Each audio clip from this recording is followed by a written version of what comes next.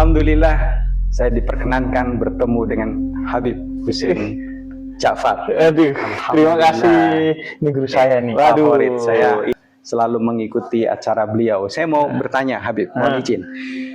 Yang pertama kali Habib teringat kesan hukum apa, Bib? Yang pertama kali bisa berikan pernyataan mengenai hukum itu, Bib? Oke, yang ada di kepala saya, di core memori saya, kalau ngomongin hukum, satu kata, keadilan.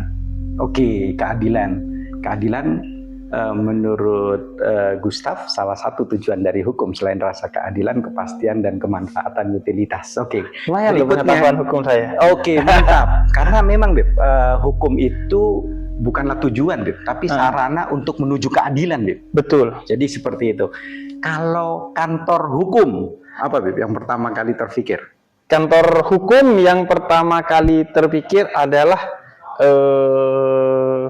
jangan seperti pisau.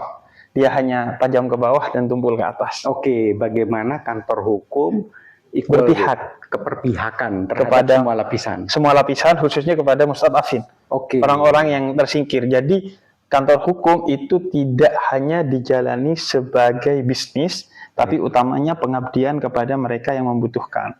Baik, yang membutuhkan bermanfaat buat sekitar. Betul. Semua. Sama kayak kita berdakwah, kita mendapatkan apresiasi, tapi juga utamanya adalah kehadiran kita kepada masyarakat. Baik. Sama juga dengan Rumah Cahaya, kita bikin lembaga konseling, itu utamanya adalah untuk memberikan bantuan kepada orang-orang yang membutuhkan konseling psikologi. Oke. Begitu juga hukum. Tentu kita gak naif, butuh penghidupan dari kantor kita, tapi tidak melupakan pengabdian.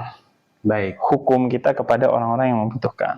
Hadir membela kaum mustadafin. Bagaimana hukum itu, kantor hukum yang di dalamnya itu sekumpulan para lawyer, advokat, ya. Betul. Jadi mengupayakan keperpihakan terhadap kaum mustadafin. Terakhir, Habib. Oke.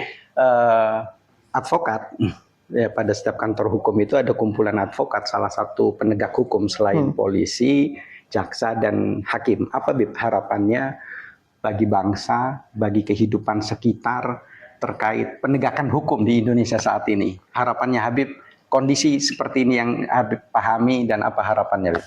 Oke, satu hal yang muncul soal penegakan hukum di Indonesia adalah nama-nama teladan dalam penegakan hukum. Kalau di peradilan itu setidaknya nama Artijo Alkostar. Oh, mantap, Maestro. Selain beliau terkenal dengan keberpihakan dan keberaniannya, juga karena kebetulan sama-sama Madura swasta dengan saya. Iya kan, beliau dari Jawa Timur, tapi budaya dan bahasanya Madura. Kemudian kalau di hukum konstitusi, Pak Mahfud MD. Saat ini. Iya, kemudian kalau di kepolisian adalah Hugeng. Dan puncak dari segalanya adalah apa yang diajarkan ayah saya kepada saya sebagai teladan, yaitu Baharudin Lopah. Oke. Seorang hakim yang di tengah-tengah ada tamu ke rumahnya, ayah saya bercerita lampunya mati karena dia tidak memiliki cukup daya untuk menghidupkan semua lampu di rumahnya. Kemudian dia menjerit ke istrinya, matikan dulu mesin cucinya atau matikan dulu kulkasnya, karena walaupun dia seorang hakim yang besar, tapi punya integritas dengan kesederhanaan hidupnya.